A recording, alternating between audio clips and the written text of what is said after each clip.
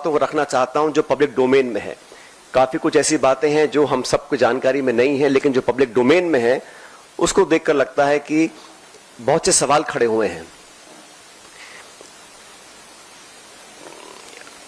America का 2 दिन पहले कहना कि it is none of our business, उसके बाद secretary of state, vice president, US president सबसे पहले घोषणा करते हैं कि सीज फायर हो रहा है, उसके बाद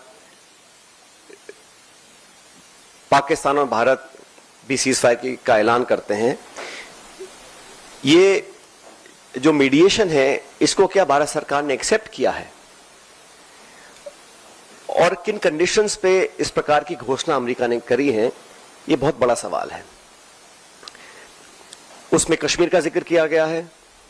सेक्रेटरी स्टेट ने बोला है कि एक न्यूट्रल साइट पर कश्मीर के मुद्दे को, और कितना गलत अमेरिका के राष्ट्रपति जी ने कहा कि हजारों साल पुराना ये मुद्दा है। वो भूल गए कि 76 साल पहले ये एक ही देश था, कोई मसला नहीं था, लेकिन उन्होंने कश्मीर के मुद्दे को उठाया। और मुझे लगता है कि ये इंडिया पाकिस्तान को हाइफनेट करने की दोबारा कोशिश की गई है।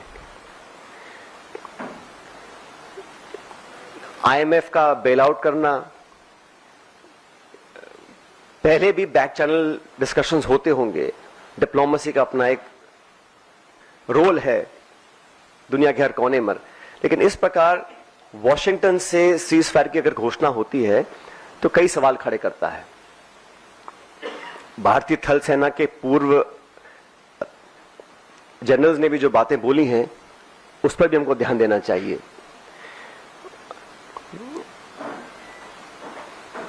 मैं मानता हूं कि सीज फायर की घोषणा के बाद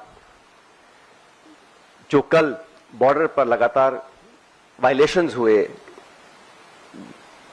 गोले दागे गए, ये उस विश्वसनीयता को खत्म करता है। अगर सीज फायर हुआ है, अनाउंस हुआ है, दोनों पक्षों ने, डीजीएमओज ने बात कर सीज फायर की घोषणा करी है, उसके तुरंत बाद रात भर जो खबरें हमें देखने को मिली हैं उसमें निरंतर वायलेशंस हुए हैं सीज फायर के। इसलिए मैं मानता हूं कि हम लोगों को एक ऑल पार्टी मीटिंग बुलानी चाहिए भारत सरकार को, और जो पिछली 2 मीटिंग्स में नहीं हुआ वो इस बार करना चाहिए।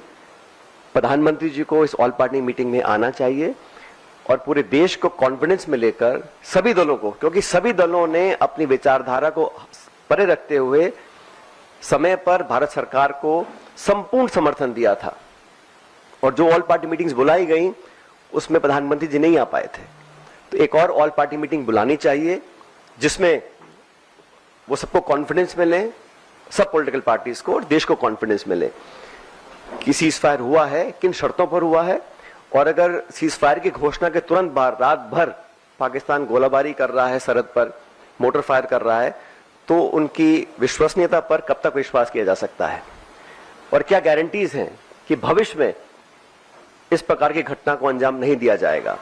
क्योंकि पाकिस्तान की सेना, पाकिस्तान का पॉलिटिकल सेटअप इस देश से बहुत फर्क है, तो वहां पर क्या अश्योरेंसेस हैं, क्या गारंटीज हैं और क्या विश्वसनीयता बची है कल की ढेर सारी वायलेशंस के बाद, ये एक बहुत बड़ा सवाल है।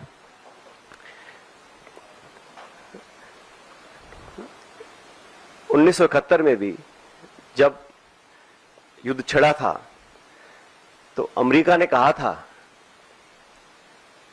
कि हम बे ऑफ बंगाल में अपना 7वां बेड़ा भेज रहे हैं, we will deploy the 7th fleet, that's what the American said. But despite that the then government and Indira ji went ahead and did what was in a supreme national interest. आज हम उनको याद करते हैं कि वो नेतृत्व ऐसा था जहां पर नेशनल इंटरेस्ट को सबसे ऊपर रखा गया। और आज भी आपको याद होगा जब पार्लियामेंट पर आक्रमण हुआ था, वाजपेयी जी प्रधानमंत्री थे, सोनिया गांधी जी नेता प्रतिपक्ष थी, सदन के पटन पर उन्होंने खड़े होकर कहा था कि भारत, पूरा देश और पूरा विपक्ष सरकार के साथ है, जो भी उचित कदम उठाना है उसको उठाएं और निसंकोच उठाएं, हम आपके साथ रहेंगे। उन्हीं परंपराओं को कायम रखते हुए प्रमुख विपक्षी दल कांग्रेस पार्टी और तमाम दलों ने, चाहे वो खरगे जी हो, राहुल गांधी जी हो, हम सब ने सरकार को पूरा समर्थन दिया था। लेकिन इस प्रकार जो सीज फायर की घोषणा अमेरिकी राष्ट्रपति करते हैं, कुछ घंटे के बाद उसको वेरीफाई पाकिस्तान और इंडिया करते हैं, तो कहीं ना कहीं इस कश्मीर मुद्दे पर भी जो स्टेटमेंट्स आए अमेरिका की तरफ से,